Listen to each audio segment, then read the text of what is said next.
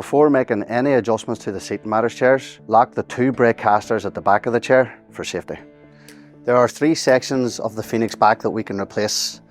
There's the T-back section, the shoulder support, and the head support.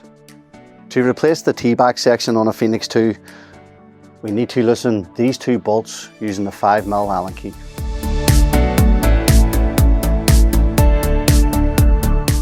That allows us to remove the T-back section completely.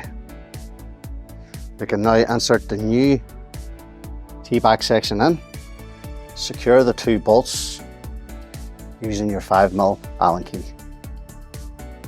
To replace the shoulder support section on the Phoenix 2, we need to remove the upholstery from the wing on both sides.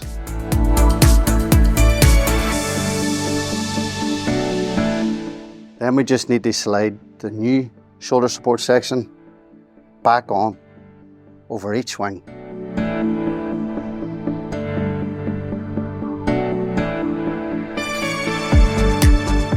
To replace the headrest section, we need to loosen these 2 bolts with the 5mm Allen key.